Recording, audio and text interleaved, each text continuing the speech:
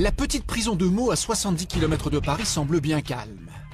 Et pourtant, sur le parking de la maison d'arrêt, c'est l'effervescence. Les hérisses, les unités d'élite de surveillance sont sur le pied de guerre, une mutinerie vient de débuter et le directeur a été pris en otage. Pour tout le monde, on va voir les photos des personnels qu'on va chercher. Le directeur, SCO. On a également un DPS qui s'appelle Casanova.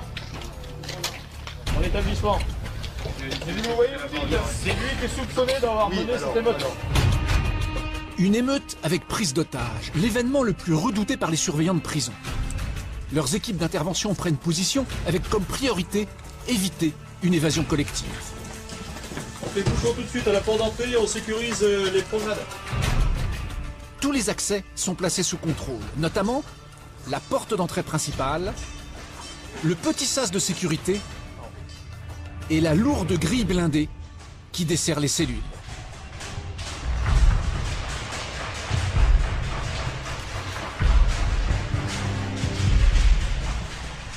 Les mutins ont commencé à tout casser. Alors les équipes de sécurité tentent d'entrer dans la détention. Mais très vite, les hérisses se heurtent à un des preneurs d'otages particulièrement énervé. Il se trouve tout au fond, à gauche de l'escalier.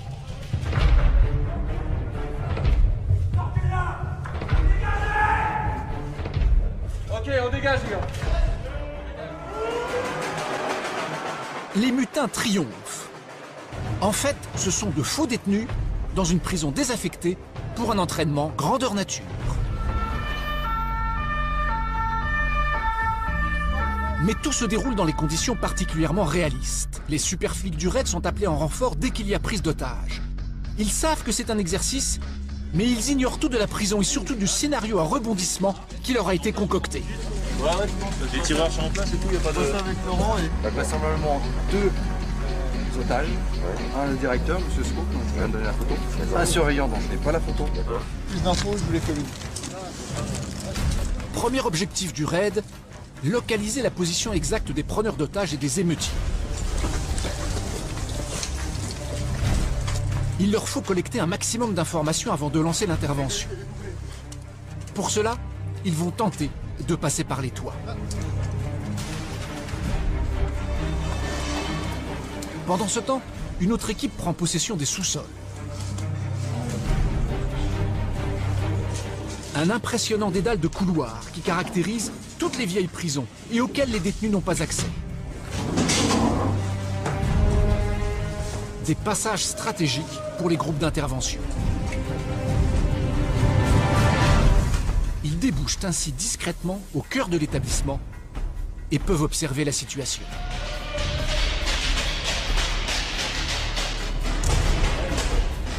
Les hommes du raid sont équipés de petites caméras high-tech qu'ils vont disposer un peu partout pour observer les mutas à leur insu. Ils sauront tout de leur déplacement dans les coursives. Elles leur permettront aussi de repérer les meneurs.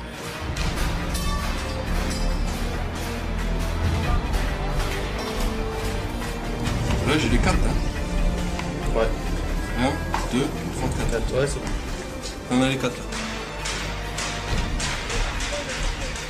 Soudain, c'est l'intervention. Il faut séparer les mutins des preneurs d'otages.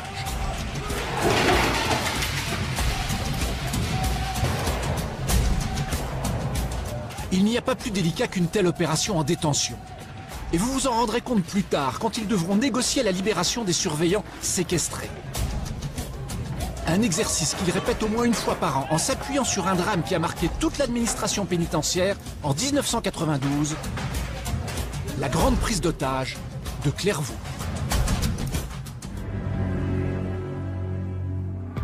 Tout a commencé ce 11 septembre 1992 à 16 h.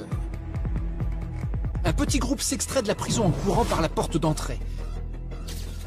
C'est une évasion collective, car ils sont 9 à se faire la belle. Ils cumulent ensemble plus de 100 années de prison, des détenus armés et déterminés. Mais surtout, ils ont pris 11 surveillants en otage. Le groupe va forcer le passage et ouvrir le feu sur tous ceux qui tenteraient de les arrêter. la petite 4L du gendarme venu en renfort est immédiatement criblée de balles. Tout se précipite. Les détenus libèrent les otages sauf un, qu'ils font monter de force dans une voiture. Jean-Pierre Nobleau va connaître la peur de sa vie. Les forces de l'ordre peuvent encore prendre des évadés de vitesse avant qu'ils ne rejoignent l'autoroute toute proche. Trop tard, ils sont déjà au péage. Nouvelle victime, la caissière. Il y a une voiture disons, des mecs qui sont arrivés et puis ils ont embarqué la femme. Il y en a un qui l'a pris par le cou, il croyait qu'il s'amusait. Puis pendant qu'il y en a un qui rangeait la caisse, et ben, ils ont embarqué la femme à deux, quoi. C'est le début d'une cavale qui va semer la panique dans la région. Des barrages sont dressés sur les grands axes. Les photos des évadés ont été distribuées à toutes les polices. Et les voitures sont passées au peigne fin. Mais les fugitifs ont emprunté les routes secondaires et traversé les petits villages de la région. Le soir, nouvelle prise d'otage. Pour passer la nuit, ils braquent un couple de retraités à seulement 20 km de la prison. Alors ils sont arrivés par le sous-sol, ils ont monté là et puis ils sont rentrés dans le couloir et aussitôt on regardait la télévision, on tournait le dos à la porte d'entrée et j'ai aperçu le canon de revolver sous mon nez. Le lendemain, les fugitifs reprennent la route. Finalement, ils libèrent la caissière et le surveillant sain et sauf près de Nancy. On nous a lâchés au milieu de la forêt. On est revenu à pied. Voilà. Et on est revenu à pied, on est allé à la première maison que nous avons rencontrée. Et puis. Vous êtes tranquillisé maintenant? Oui. Et ça va mieux. Retour à la prison. Les otages l'ont échappé belle, car les fugitifs, dans leur évasion, n'ont pas hésité à tirer. Ils ont laissé derrière eux 2 morts. Les surveillants et leurs familles sont en état de choc. Il paraît que c'était un vrai western. Ça tirait de partout, tout le monde se réfugiait dans tous les coins. Un jour à l'autre, qu'est-ce qu'on va dire? On finira tous pareil. Nouvelle évasion dans une prison française, la centrale de Clairvaux dans l'Aube. Une évasion qui s'est terminée en sang puisqu'un gardien et un détenu ont été tués. Tout s'est déroulé ici, dans cette immense prison, qui a connu en septembre 1992 l'une des évasions collectives les plus longues et les plus violentes jamais vues en France. Ce scénario tragique, Yves Dupaty en a été malgré lui l'un des principaux acteurs. En tant que surveillant-chef, il a été l'otage le plus exposé. Et c'était un film de bandits à la télévision, une prise d'otage à la télévision, mais là vous n'êtes pas dans le canapé, vous êtes en mauvaise position. Hein. Il a même failli se faire tirer dessus par l'un de ses collègues et amis qui était en poste au Mirador, Hervé Almersch, 15 ans de métier. Votre rôle, c'est d'arrêter, c'est d'empêcher l'évasion. Donc, par tous les moyens, à partir du moment où vous êtes armé et que le mec se trouve dans une zone neutre où il n'a pas à y être, et après sommation, vous pouvez faire feu. Les surveillants doivent s'occuper de détenus les plus dangereux. Près de 20% d'entre eux sont condamnés à perpétuité. Ils ont conféré à Clairvaux une réputation de prison sensible. Si t'es ici, c'est que t'es un irrécupérable, quoi. C'est que t'es foutu. C'est surtout un mythe, Clairvaux est un mythe. T'as 60 mecs qui n'ont rien à perdre. Une situation potentiellement explosive. Alors Amaury de Haute-Cloque, le chef du raid, fait de ces prisons une priorité. Tous les établissements de longue peine sont par nature des établissements que nous surveillons tout particulièrement. Parce qu'il y a à l'intérieur tous les ingrédients nécessaires à ce qu'il puisse apparaître une gestion de crise majeure, avec des prises d'otages et une mutinerie qui peut éventuellement survenir. Et parmi ces détenus imprévisibles, Michel Guélam, 20 ans pour braquage et meurtre. Ce n'est pas le malfaiteur le plus connu du grand public, mais vous allez découvrir que son projet d'évasion était très violent. La prison est truffée de détecteurs de métaux. Or, pour que son plan réussisse, il doit se procurer des armes. Parviendra-t-il à tromper les portiques? Certains fabricants sont alarmistes. Je ne suis pas convaincu qu'avec ce portique, ou ceux qui sont installés aujourd'hui dans les prisons, on arrive à intercepter tout ce qui devrait être intercepté à l'entrée des prisons. Ensuite, il a besoin d'un camion, en prison. Et il en trouve un. Comment se l'est-il procuré? Et à quoi va-t-il lui servir? Tous les surveillants vont être pris de court.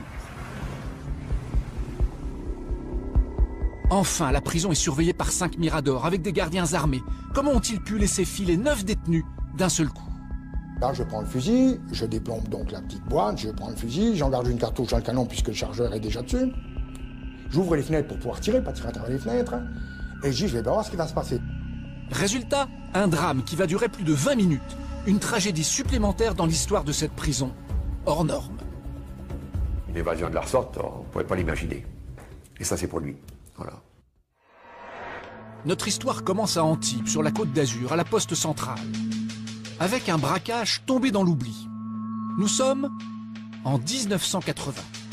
Il est 9h ce matin lorsque les trois gangsters font irruption dans les locaux de la Poste. Les bandits, entre 20 et 30 ans, ne sont pas masqués, mais en revanche bien armés. Revolvers, pistolets mitrailleurs et grenades. Un braquage de faible envergure, seulement 220 000 francs de butin, à peine plus de 30 000 euros. Mais pour couvrir leur fuite, les auteurs ont pris en otage cet employé et un policier qu'ils relâchent traumatisés quelques minutes plus tard. Vol à main armée avec prise d'otage pour la police, c'est du grand banditisme. Pour la justice, la cour d'assises. Or, ce n'est pas le fait d'un braqueur chevronné, mais le premier coup d'un tout jeune malfaiteur débutant, Michel Guélam. Il va refaire parler de lui à Paris. Il se rend coupable d'un meurtre. Il est donc 2 fois criminel, condamné à 20 ans de réclusion. Pour ces récidivistes du crime, il y a des prisons à part. À 300 km à l'est de Paris, en pleine campagne, dans la petite commune de Ville-sous-la-Ferté. Un immense mur de 13 km de long. Il délimite l'une des plus grandes abbayes de France, celle de Clairvaux. Un porche du XVIIIe siècle et de magnifiques façades pour les amateurs de vieilles pierres, mais surtout des bâtiments à la sinistre réputation pour les criminels du pays. Depuis le XIXe siècle, l'ancienne abbaye est devenue l'une des prisons les plus dures, la maison centrale de Clairvaux. Jusqu'à la fin des années 60, les détenus les plus dangereux, ceux condamnés à de longues peines, ont été enfermés ici, dans ce grand cloître d'abbaye vétuste, aujourd'hui désaffecté. Des couloirs immenses et froids où circulaient plus de 600 détenus. Ils étaient d'abord logés dans ces dortoirs collectifs non chauffés sur des paillasses à même le sol, avec pour seul sanitaire ces toilettes rudimentaires. Puis dans des cellules individuelles, mais pas n'importe lesquelles. On les appelle des cages à poules. Des cellules de 4 mètres carrés improvisées dans des salles immenses, où l'on trouve encore sur les murs des traces du passage des détenus. La nuit, ils sont enfermés ici pendant 12 heures.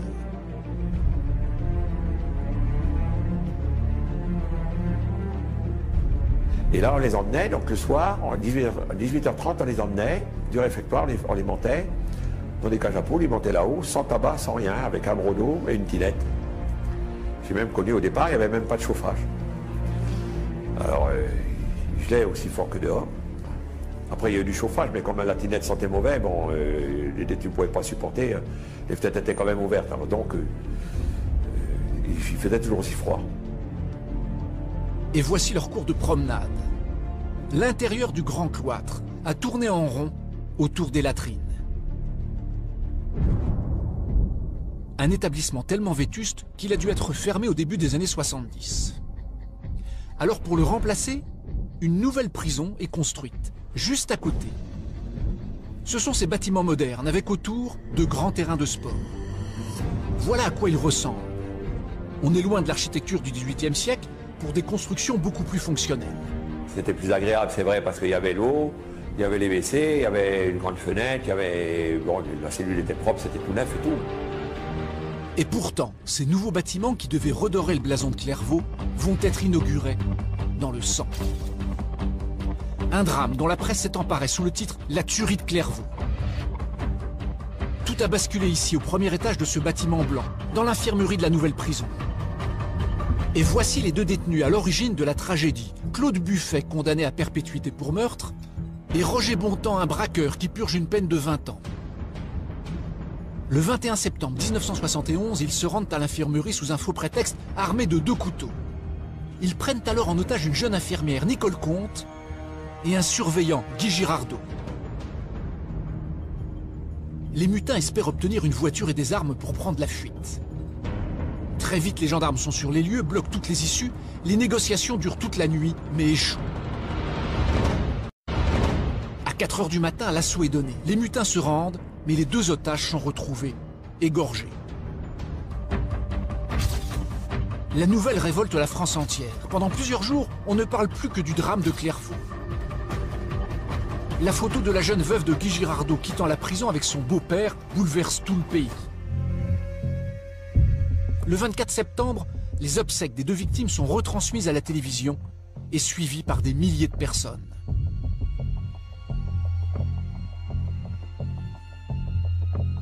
Un an plus tard, les deux détenus sont condamnés à mort et guillotinés à Paris. Ce drame va marquer à jamais la nouvelle prison de Clairvaux. Or, c'est dans ces murs que Michel Guélam arrive 20 ans plus tard, en 1991. Et il est déjà repéré par les surveillants, comme Yves Dupaty. C'est un détenu dangereux, détenu particulièrement signalé. Bon, ils sont particulièrement signalés quand ils sont surtout dangereux au point de vue évasion, au point de vue prise d'otage et tout ça. Et lui, il faisait partie de ces détenus-là. D'ailleurs, très vite, Michel Guélam pense à une évasion. Mais la prison qu'il découvre ne ressemble à aucune autre. C'est ce qu'on appelle une maison centrale. Ici, les mesures de sécurité sont démultipliées. L'entrée est surveillée par ce poste de garde et mène au bout du porche à une immense cour d'honneur. C'est la partie administrative avec à gauche le bureau du directeur.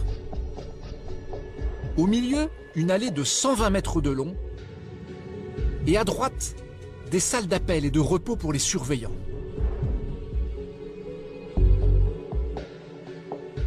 Mais surtout, au bout de la cour, voici la porte la plus importante de toute la prison. C'est à partir d'ici que Michel Guélam réalise que s'évader ne sera pas une partie de plaisir, car passer la cour d'honneur et les bâtiments administratifs, voici ce qu'on appelle la détention, avec le vieux cloître au premier plan, puis le nouveau bâtiment où sera emprisonné Michel Guélam. Alors, pour pénétrer plus loin, il faut à nouveau montrer patte blanche, dans ce sas, à droite de la grande porte. Un lieu hypersensible, car c'est ici qu'est gérée toute la sécurité de la centrale, par un seul surveillant. Derrière cette vitre, il garde toutes les clés des bâtiments. C'est lui aussi qui déclenche l'alarme en cas de problème. Et surtout, il gère les commandes électriques de la grande porte. Voilà pourquoi son bureau est entièrement protégé par des vitres blindées. Si le détenu ne présente aucune menace au portique à métaux, il lui ouvre la porte piétonne. Et elle donne directement sur un troisième portail. Les obstacles s'enchaînent.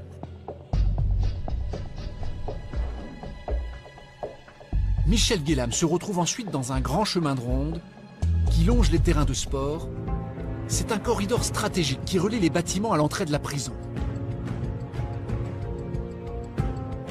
Car tout au fond, à gauche, voici les ateliers. Et enfin, le bâtiment B. C'est là, à plus de 400 mètres de l'entrée de la prison, que Michel Guélam doit s'installer pour 20 années. Sa cellule se trouve au 2e étage. Le décor est planté. Reste à savoir maintenant comment il va s'y prendre pour sortir de cette prison labyrinthe. Car vu d'en haut, il n'est pas au bout de ses peines. Les bâtiments et les terrains de sport sont entourés par un premier mur. Il est doublé par un deuxième mur avec un chemin de ronde.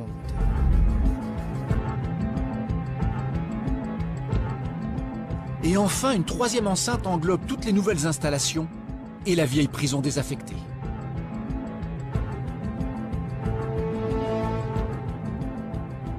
Des évasions par les murs, il n'y en a jamais eu de réussi. Ils ne peuvent pas. Quelques-uns ont tenté le coup, mais ils n'ont jamais réussi à franchir tous les murs. D'autant que ces murs sont surveillés par 5 miradors, placés stratégiquement à chaque coin de la prison, là où la visibilité est la meilleure. Des tours très hautes, dont certaines culminent à 5 mètres du sol, avec des allures de donjons médiévaux. Elles sont quasiment imprenables. Même le surveillant qui vient pour la relève n'en a pas la clé. Pour la récupérer, du système D, une ficelle et la clé au bout. C'est le seul moyen d'ouvrir cette porte.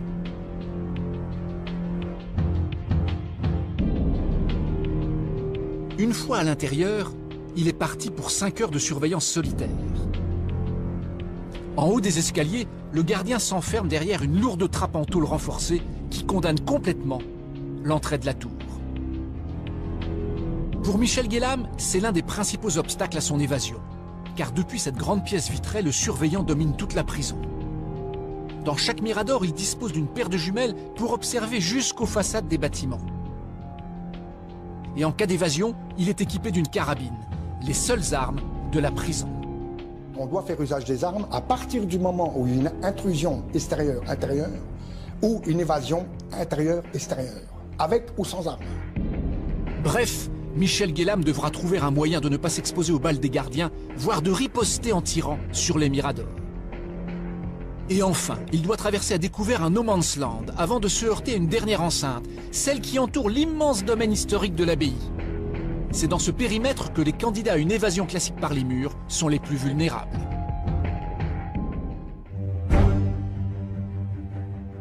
En conséquence, Michel Guélam pense que c'est peut-être plus facile de forcer les portes que de sauter les murs. Il se prépare donc à une confrontation avec les gardiens. Seulement, en maison centrale, ils sont plus nombreux que dans une prison ordinaire. 1 pour 20 détenus contre 1 pour 100 ailleurs, et vous allez comprendre pourquoi.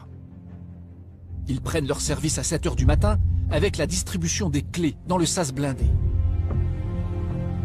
Puis, direction la détention, où dans une maison centrale, l'ambiance est toujours un peu électrique. Si vous travaillez à Clairvaux, vous partez le matin, ou si vous y pensez, vous savez très bien que le soir, vous pouvez ne pas revenir, vous pouvez être attaché dans un coin. Problème de prise d'otage, de rébellion, de tapage dans les portes, de non-remontée de sport, non-remontée de promenade, non-remontée d'atelier, enfin, pour faire des mouvements, parce qu'ils réclament ça ou ça, enfin, vous voyez quoi. Des situations tendues qui partent souvent du même lieu, entre les bâtiments A et B, depuis cet immense terrain de sport. Et voici les détenus qu'ils ont à gérer. En centrale, on incarcère les longues peines, de 10 ans à perpétuité, et surtout, les récidivistes comme Michel Guélam, ceux qui ont commis plusieurs crimes. Nicolas, lui, purge une peine de 18 ans de réclusion pour meurtre. Quand t'as pris perpétuité, t'as plus rien à perdre. Si t'as des types qui sont là pour 30 piges et qui n'ont pas de famille, qui n'ont pas de thunes, qui sont dans la merde noire. Voilà pourquoi ce sont des détenus difficiles, ils n'ont rien à perdre. Il y a des gars qui avaient perpète, plus peine non compressible. Donc ils avaient fait 3 fois le même délit. Alors la gestion de la prison repose sur un équilibre précaire, entre les ordres des surveillants et leur acceptation par les détenus. Ils savent très bien que tu peux pas parler à un mec qui a pris 30 ans comme tu parles à un mec qui a pris 6 mois de tôle. Ils peuvent pas se permettre ce genre d'écart. Une injustice commise sur un détenu, ça entraîne automatiquement un mouvement. Les gars refusent de remonter de promenade, c'est direct. Toujours un rapport de force. Et c'est non, il faut, vous savez, c'est très très délicat. On est sur le tranchant du rasoir. Hein. Bref, à force de côtoyer ces durs à cuire pendant la promenade, Michel Guélam a une nouvelle idée. Il serait plus facile de sortir de la forteresse de Clairvaux en groupe plutôt que tout seul. Seul problème, s'il peut se constituer une bande dans la journée, le soir à partir de 18 h 30, c'est la règle en centrale, chacun se retrouve pour toute la nuit en cellule individuelle dans ces immenses bâtiments, sans pouvoir communiquer. Alors comment va-t-il les recruter? Encore un problème, car après des années de centrale, beaucoup se sont résignés et se sont installés dans leurs cellules pour purger leur peine. Comme par exemple Pierre qui passe son temps à capturer et élever des oiseaux.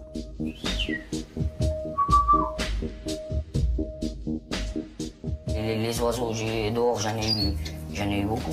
J'ai eu des perroquets, j'ai eu de tout. Ah, dehors, j'ai eu de tout comme oiseaux. Alors quand je suis arrivé ici, que je les ai vus, j'ai pas mis longtemps pour me mettre en planque. Et des fois, je reste assis sur le tabouret 8 heures de temps, je reste à la fenêtre, il n'y a pas une qui se pose. Et des fois, j'ai la chance, j'en vois 3 arriver d'un coup, ça y est, c'est mes locataires. C'est mon passe-temps, ça. Si j'ai pas ça, les journées sont longues. Autre co-détenu de Michel Guélam à cette époque, Jean. Derrière les barreaux depuis 34 ans, il n'a connu que la centrale et il y a pris ses habitudes. Vous allez sortir tout de même? Je suppose, je ne sais pas. Si je passe les 70 ans en prison, je refuserai, je finis ma vie en prison. Je refuserai la conditionnelle et je reste ici. Pourquoi? Que j'aille faire dehors, à cet âge-là. Dans une maison de vieux, je serai moins plus mal qu'ici. Il faut aller le voir de temps en temps. Il peut avoir des... Il peut un jour ou l'autre se suicider, ou alors un jour ou l'autre péter les plombs puis agresser le surveillant qui va ouvrir la porte. Il faut aller voir, discuter avec lui, savoir un peu comment il vit à l'intérieur de la cellule pour essayer de doser tout ça. Bref, Pierre et Jean ne feront pas partie de la bande de Guélam. Il choisit plutôt des costauds bien motivés qu'il recrute facilement, car c'est un leader plutôt charismatique. On ressentait que son groupe augmentait et se durcissait, de par les copains qui trouvaient, quoi. Et il y avait une espèce de bande qui s'était formée autour de lui. Et donc, tout le personnel, nous, quand on en parlait avec le directeur, avec tout le monde, on le signalait. Le directeur l'avait signalé aussi au ministère de la Justice. Mais bon, vous savez, pour transférer des détenus particulièrement signalés sans qu'ils commettent quoi que ce soit, c'est pas facile. Parce qu'il y en a dans toutes les prisons pour peine. Hein, et on ne sait pas quoi en faire. Petit à petit, le plan de Michel Guélam se précise. Mais maintenant, d'où fera-t-il partir son évasion? Il repère très vite le point faible des maisons centrales, les ateliers. Des endroits indispensables pour les longues peines, le travail les occupe. À Clairvaux, il fabrique aussi bien des chaussures que des électrodes pour les encéphalogrammes des hôpitaux.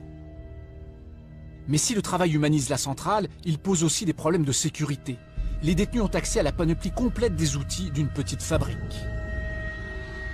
Et puis, il y a le quai de déchargement qui fait l'objet d'une surveillance particulière. Les camions avaient l'habitude de venir transporter les produits finis et apporter les matières premières tous les après-midi, étant donné que les détenus ne travaillaient pas l'après-midi, ils travaillaient uniquement le matin en journée continue. On avait adopté cette mesure-là de manière à ce que il n'y ait pas de détenus dans les ateliers quand le camion arrivait. Donc Michel Guélam devra trouver le moyen de pénétrer dans les ateliers l'après-midi, lorsque le camion sera là, car il compte en faire un élément clé de son évasion. Sa belle sera violente, il lui faut donc des armes, mais comment s'en procurer, qui plus est dans une centrale? C'est ici, dans la salle de musculation, qu'il va trouver la solution. Il a obtenu l'autorisation de se faire livrer de l'extérieur des compléments alimentaires pour sportifs. Tous les mois, tous les 2 mois, il y avait une distribution de protéines. Les détenus qui pratiquaient la musculation achetaient des protéines. Et c'était Guélam qui s'occupait de l'achat des protéines. Il en arrivait 150 kilos dans 3-4 sacs. Et Guélam faisait la répartition par détenus dans les seaux en plastique et c'était redistribué sans qu'on regarde dedans, quoi. Parce qu'il n'était absolument pas fouillé. Non, pas du tout, non. En fait, par manque de temps, les sacs ne sont pas systématiquement ouverts. C'est donc par cette filière que Michel Guélam pourrait faire entrer des armes. Mais il n'est pas à l'abri d'une fouille surprise. Si le plan d'évasion semble au point, tout ne va pas se passer du tout comme prévu. Nous sommes le 11 septembre 1992, c'est le jour J. Cet après-midi-là, les détenus du bâtiment B ont sport. Parmi eux, Michel Guélam et sa bande. L'air de rien, ils se retrouvent au rez-de-chaussée, direction la salle de musculation.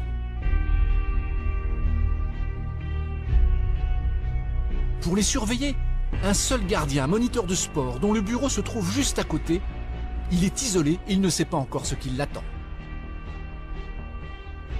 C'était de là que partaient tous les bagarres, partaient de là. Tous les trafics, tous les petits trafics et tout, ça partait de là. Et puis les mouvements collectifs, systématiquement. C'était vaste, il y avait plusieurs salles, puis ils étaient nombreux, très nombreux. La bande de Michel Guélam se sépare en deux. Le leader et 3 de ses complices investissent la salle de musculation. Le deuxième groupe, lui, attend dehors, il a un autre objectif. Au même moment, de l'autre côté de la cour, dans le Mirador 1, Hervé Almersch prend son poste. Les salles de sport sont légèrement masquées par la rangée d'arbres en face de lui. J'ai pris le service au Mirador 1 vers 13h. La relève se fait vers 13h. J'ai donc relevé mon collègue. De De son mirador, il a vu sur les chemins de ronde, mais aussi partiellement sur le terrain de sport. Or, c'est là précisément que tout commence. Il est 15h25. Le deuxième groupe, qui était à l'extérieur, a pour objectif de s'attaquer au moniteur de sport dans son bureau. L'un d'eux est armé, il s'appelle Frank Weiss, il est condamné pour meurtre.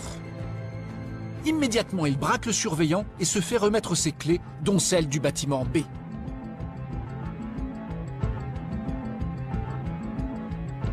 Elle a permis d'ouvrir la porte qui se trouve au pied du terrain de sport et qui rentre dans le bâtiment B.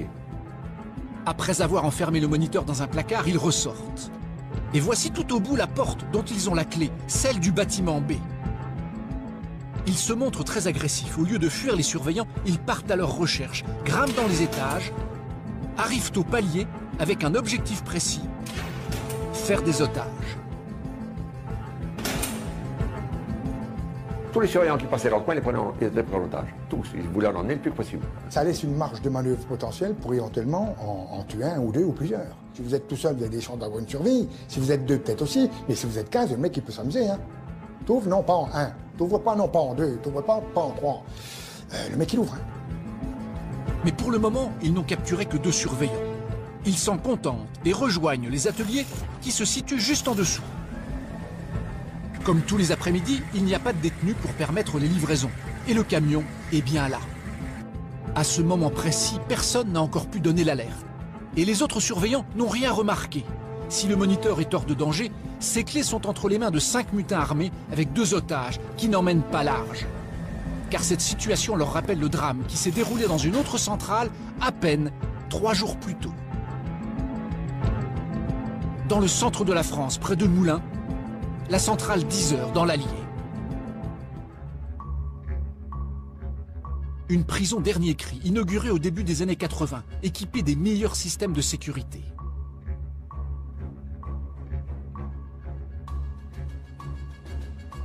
Et pourtant, regardez ce qu'il vient de s'y passer. Nous sommes 3 jours avant les événements de Clairvaux. Première information donc de ce journal, une vingtaine de gardiens seraient retenus donc en ce moment même en otage dans la prison de Moulins dans l'Allier. Une dizaine de détenus sont retranchés dans des bâtiments et des gendarmes ont été appelés immédiatement en renfort. Le GIGN, l'unité d'élite de la gendarmerie, arrive à la rescousse. Il y a 10 mutins et 20 otages à gérer. L'hélicoptère largue ses tireurs d'élite sur les points stratégiques de la prison. Ils sont prêts à faire feu si la situation dérape. Au sol, l'intervention se prépare. Mais les gendarmes n'ont que très peu d'informations sur ce qui se passe à l'intérieur. Seul indice qui n'augure rien de bon, ces épaisses fumées noires, elles inquiètent les premiers témoins. Ça brûle un peu partout. Les ateliers ont été dévastés. Ça brûle de tous les côtés. Hein. Après une longue négociation et une rapide charge, tous les otages sont libérés. Ils l'ont échappé belle, car les mutins ont été extrêmement violents. Toute la nuit, ils ont pu circuler dans la prison grâce aux clés de leurs otages. Ils se sont déchaînés, comme le prouve ce poste de contrôle dont la vitre blindée a explosé. Il y a 2 ateliers sur 5 qui ont été détruits, enfin qui ont été victimes des flammes à l'intérieur. La structure du bâtiment a tenu, semble-t-il, mais ils sont inutilisables pendant un certain temps. Les dégâts sont tels qu'il faudra 3 années de travaux avant que la prison ne puisse rouvrir en toute sécurité. Et pendant ce temps, la totalité des prisonniers est transférée dans les autres centrales. Quand elle rouvre en 1995, après 10 millions de francs d'investissement, Moulins-Yzeure est la plus moderne des centrales de l'époque.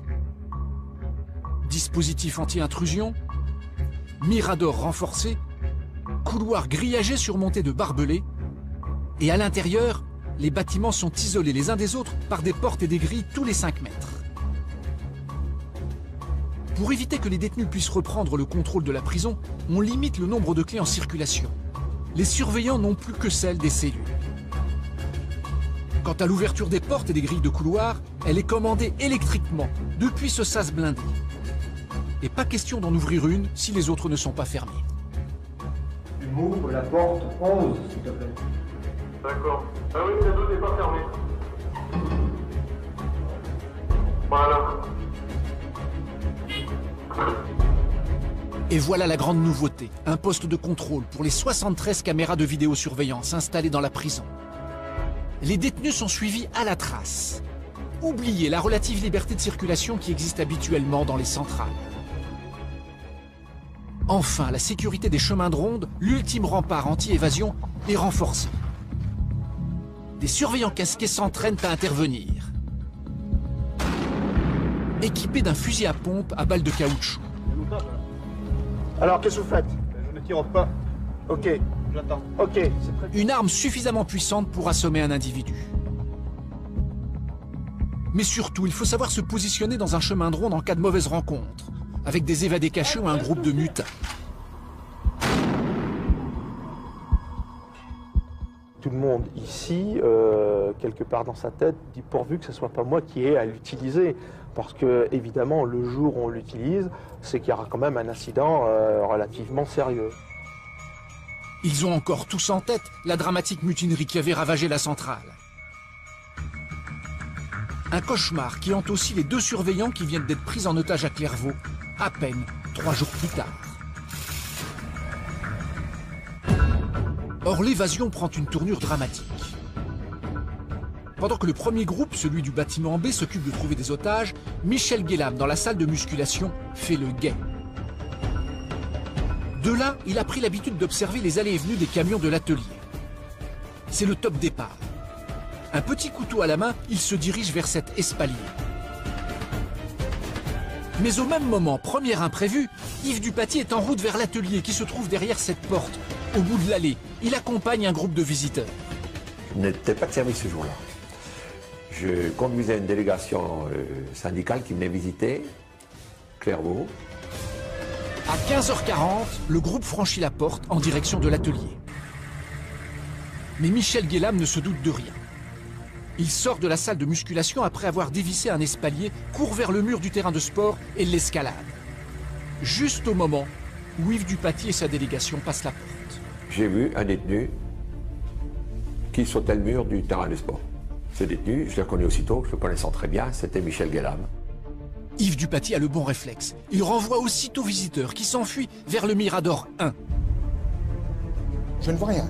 J'entends simplement un individu courant qui vient vers moi et qui me dit « Ouvre, ouvre, ouvre !» Il y a une évasion par les arbres. Je comprends, par les arbres. Moi, je dis « Qu'est-ce qu'il me raconte ?» Yves Dupaty se retrouve alors seul face à Michel Guélam qui vient de sortir une arme. Il s'est approché, m'a attrapé par la chemisette. J'ai vu qu'il avait dans sa main droite un pistolet. Et il m'a dit à ce moment-là, fais pas le con, on s'évade, on va prendre le camion et je te prends en otage. Yves Dupaty n'en croit pas ses yeux. Une arme en centrale, cela lui paraît impossible. Je lui dis, tu vas pas m'emmener avec ton revolver là? Parce que je pensais dans ma tête que c'était un faux revolver. Je ne pensais pas du tout qu'à Clairvaux, il pouvait y avoir un revolver. Et pourtant, le détenu ne bluffe pas. Il le prouve en tirant dans le mur. La situation bascule.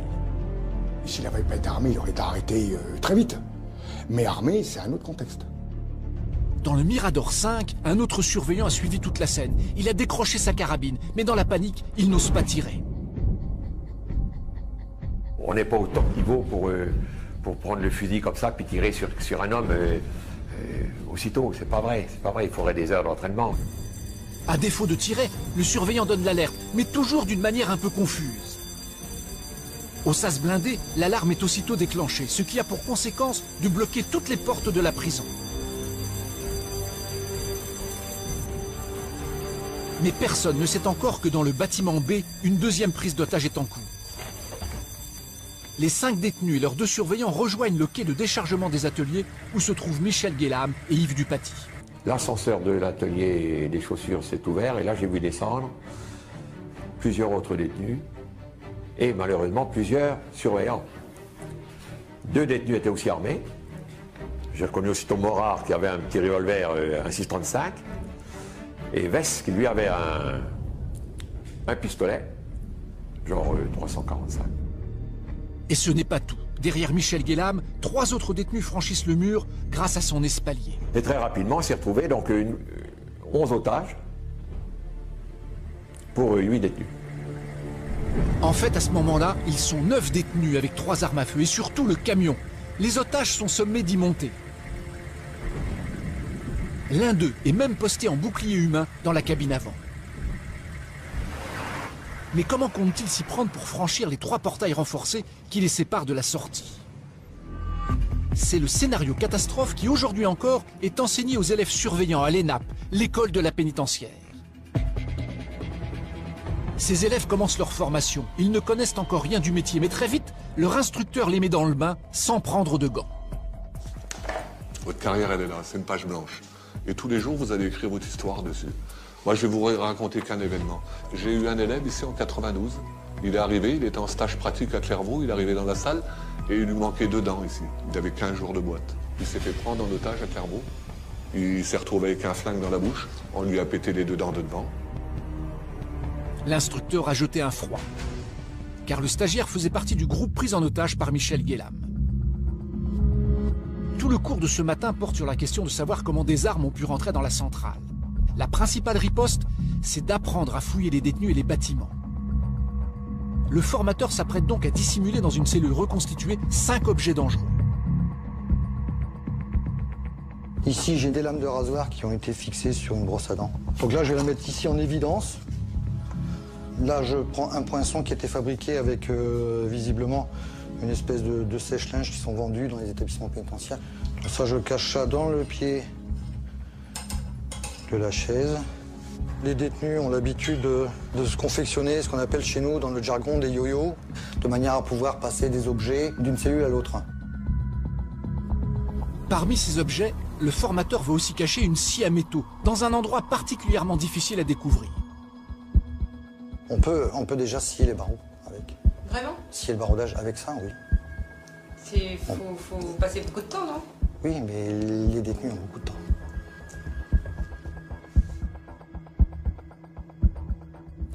L'exercice va se dérouler sous les yeux de toute la classe. Et c'est Samuel qui s'y colle. Allez, on vient pour la fouille intégrale. On a déjà fait la semaine dernière. Ah oui, mais ça tombe comme ça, vous savez très bien. Bon, pas besoin de vous énerver. Vous énervez pas, attendez, on va discuter un peu. Très vite, il découvre les objets les moins bien cachés. Ça, c'est un yo-yo. Bon, bah alors ça, c'est interdit. Ça, donc, vous voyez, ça, brosse à dents. Lame de rasoir. Mais pour les autres, la partie s'avère plus compliquée. Et c'est souvent les objets les plus dangereux qui sont les mieux cachés. Des fois, il y en a qui enlèvent les embouts noirs, vu que c'est des cylindres à l'intérieur. Il y a toujours quelque chose planqué. Donc un yo-yo, une arme de rasoir. On reprend notre matériel, on va ranger. C'est la fin de l'exercice, mais l'élève a laissé en cellule 3 objets dangereux, dont le poinçon caché dans le pied de la chaise. Je vais...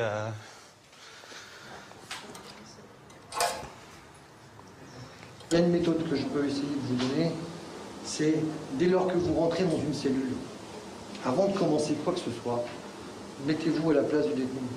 Si moi j'avais quelque chose à cacher, à quel endroit je me mettrais?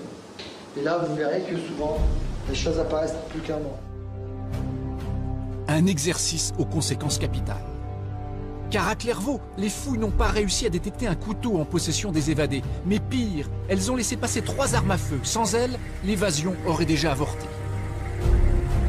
Sur le quai de déchargement, la tension monte d'un cran, car l'alarme a été donnée.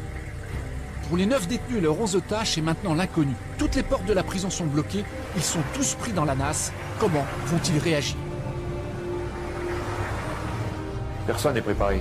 On y pense souvent, mais on ne peut pas se préparer à ça. On ne sait jamais, dans un truc comme ça, il y a un surveillant qui perd les pédales, qui veut sauter sur l'un d'entre eux. Ben c'est des coups de revolver qui partent dans tous les sens, puis il y a 3-4 morts.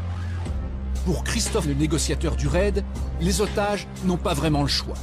L'otage n'a qu'une chose à faire, c'est prendre son mal en patience, attendre sagement, ne pas se révolter, ne pas chercher à faire quelque chose avec le preneur d'otage. Malheureusement, il y a des individus avec qui ça marcherait très bien, et il y en a d'autres que ça monterait en termes de colère et de ressentiment. Et à ce moment-là, il pourrait y avoir passage à l'acte, simplement histoire de lui faire comprendre qu'il n'a pas à être à l'aise, il doit être terrorisé.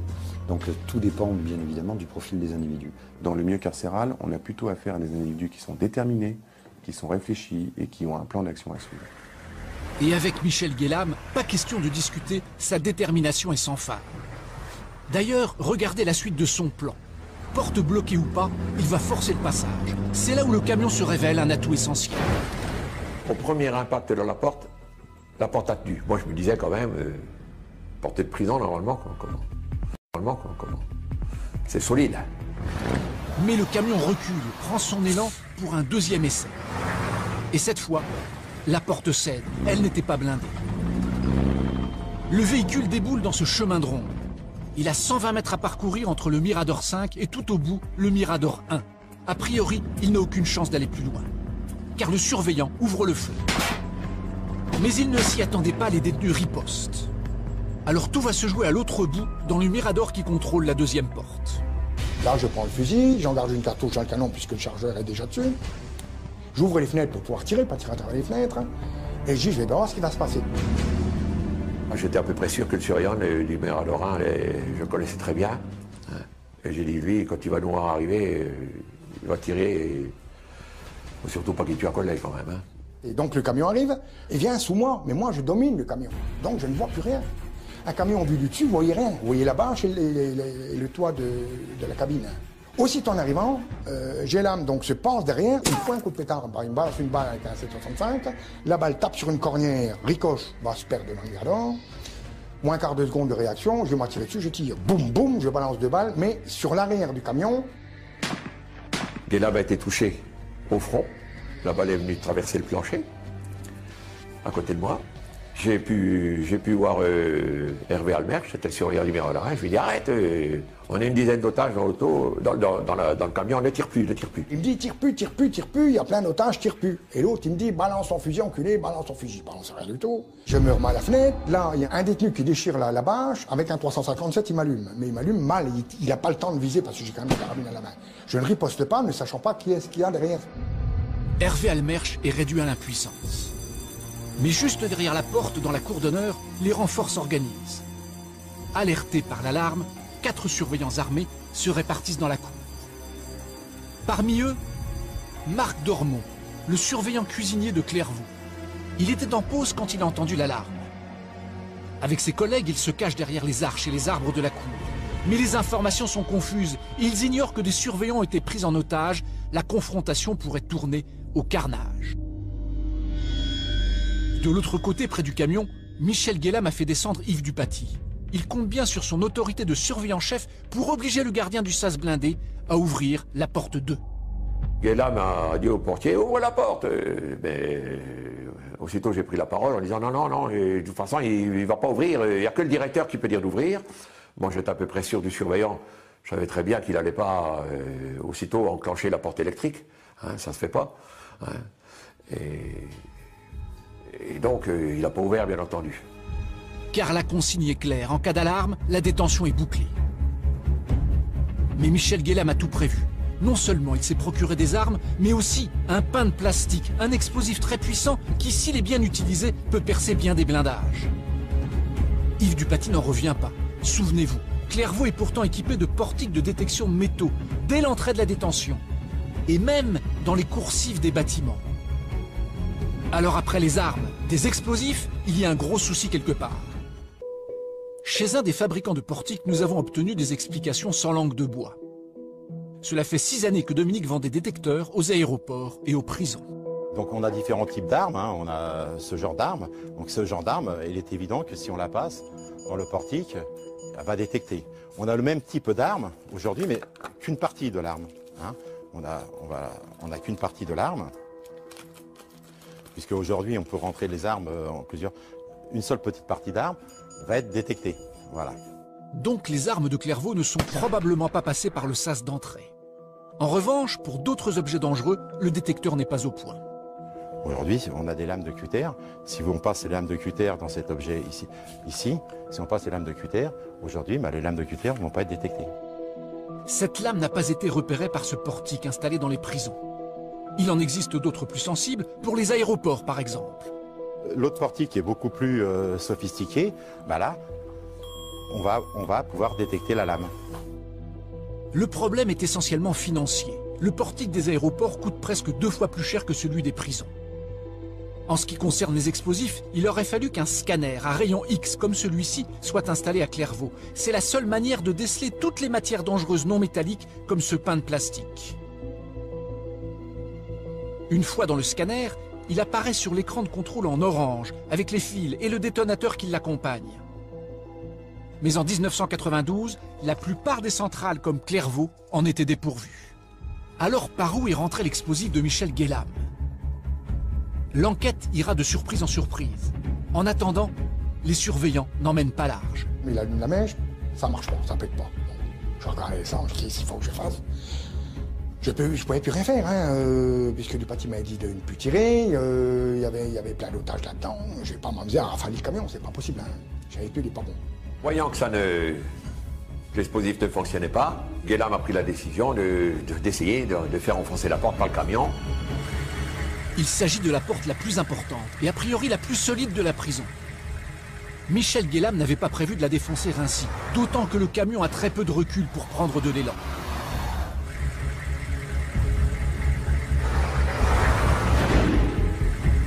Ils ont essayé plusieurs fois. La troisième fois, les deux battants se sont un peu ouverts. Un homme pouvait passer et la boîte de vitesse du camion a lâché. Donc, on est tous partis à pied. Ça faisait du monde. Hein. Quand j'ai vu tout le monde, moi, c'est pas possible. Hein. Et bien, heureusement que j'ai pas tiré dans le camion. Oh là là, vous savez, heureusement que c'est l'instinct, c'est pas le tir qui m'a fait ça, c'est l'instinct de chasse, je vous dis. Dans un buisson, vous avez un sanglier, un chien, vous tirez dans le buisson, vous tuerez le chien, vous tirez jamais le sanglier. Donc, quand on ne voit pas, on ne tire pas. Et heureusement que j'ai suivi ce précepte-là. De l'autre côté de la porte, dans la cour d'honneur, les surveillants sont maintenant tous en place. Mais ils ignorent toujours que 11 de leurs collègues ont été pris en otage. On est parti en paquet, on a monté l'allée de la cour d'honneur en direction de la porte 1. J'ai vu que se trouvait un surveillant derrière un arbre. J'ai reconnu aussitôt Marc Dormont et il avait un fusil. J'ai crié de loin qui jette le fusil et qui sauve. Mais Marc Dormont reste en place et la fusillade éclate.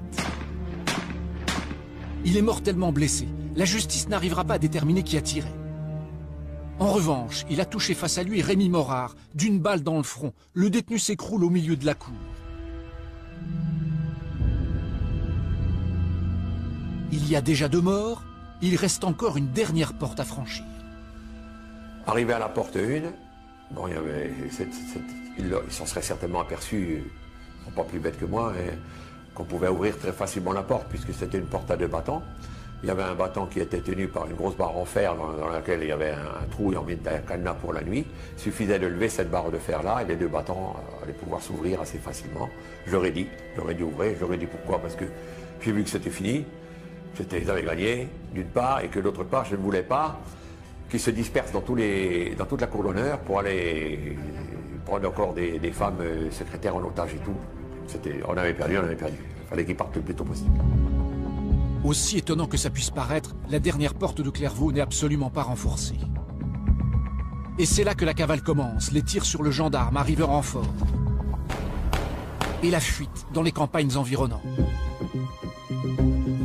Immédiatement, les surveillants se mettent en grève à Clairvaux. Très vite imités par tous leurs collègues dans les autres prisons de France.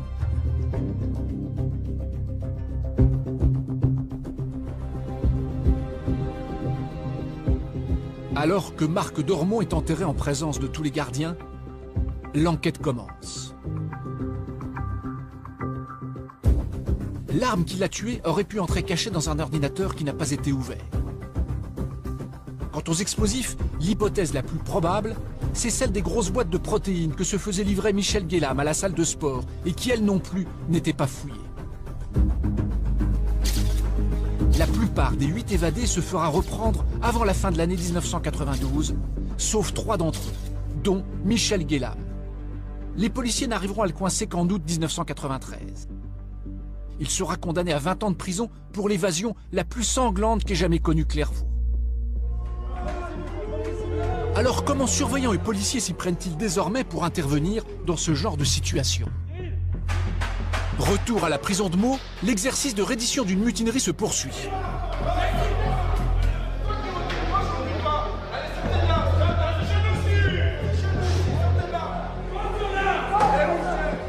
Mettez-vous Rentrez-vous dans la pièce là-bas, là. Rentrez dans la pièce là-bas.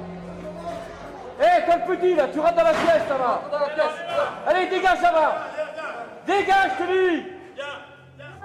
Il faut rétablir l'ordre dans les coursives avant de s'attaquer aux 2 prises d'otages. Car première leçon de Clairvaux, évitez à tout prix que ce genre d'émeute ne débouche sur une évasion collective. Et un des preneurs d'otages a été repéré sous les combles.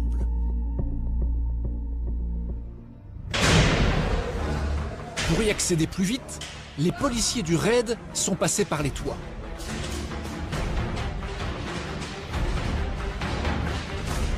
Ils ont trouvé une petite trappe qui débouche directement au dernier étage. Ils s'y précipitent pour isoler le premier braqueur.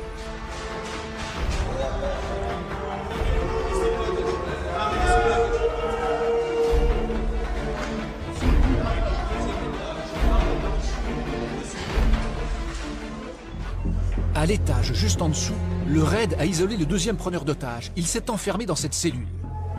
Christophe, le négociateur, commence les pourparlers.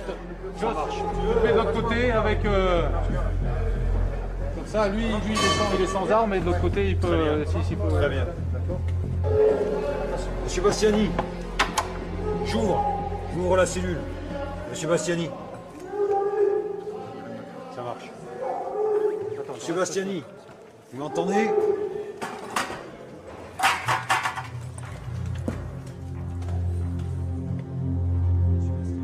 Il y a des choses que l'on pourra faire, il y a des choses que l'on ne pourra pas faire, vous en doutez. Prendre une voiture alors que vous avez un couteau, etc. On n'est pas dans ce registre-là, vous savez bien. Moi, je peux faire des choses pour vous. Si vous voulez changer d'établissement, si vous voulez être rapproché de chez vous, si vous voulez délivrer un message particulier au niveau de l'administration. Le preneur d'otages n'en démord pas. Il veut une voiture pour s'arracher de la prison et exige que personne ne le suive. Bon, je vais repartir, je vais rendre compte aux autorités, on va discuter, etc. Je reviens vous voir. Contact. Laser 2 de Christophe. Le négociateur se met d'accord avec le commissaire du raid qui demande qu'on accélère les opérations. Si au cours des négociations, il y a possibilité de neutraliser une ouverture, de neutralisation d'un des preneurs d'otages, vous le faites individuellement sans restriction.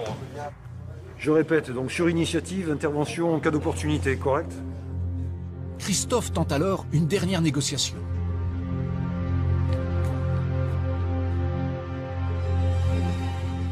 Vous leur dites précisément ce que vous voulez faire. Mais le détenu se méfie. Il demande à ce que Christophe pose le talkie-walkie par terre. On fait comme ça? Qu'est-ce que vous faites? Je vous amène le... Je vous amène ça. Pose-le au sol, Christophe. Okay. Vous prenez contact avec. Impeccable.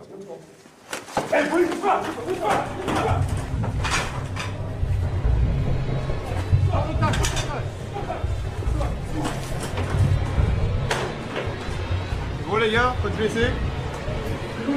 Ok, et le preneur, ça va? Ok, nickel. Bon boulot. Une affaire de réglé. Reste l'autre séquestration dans les combles de la prison. Le raid tente de faire fléchir le détenu en lui indiquant que son complice s'est rendu. Tiens, maintenant il faut être raisonnable. Il faut être raisonnable pour sortir maintenant. Sors doucement. Tu peux me parler, mais j'entends rien. Et il ne te fera rien faire. Voilà. Allez.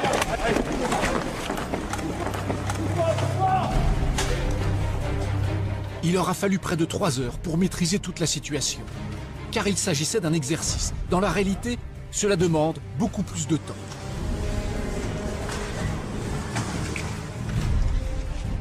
La durée de gestion d'une prise d'otage en France pour le raid est entre 9 heures au plus court jusqu'à 48 heures.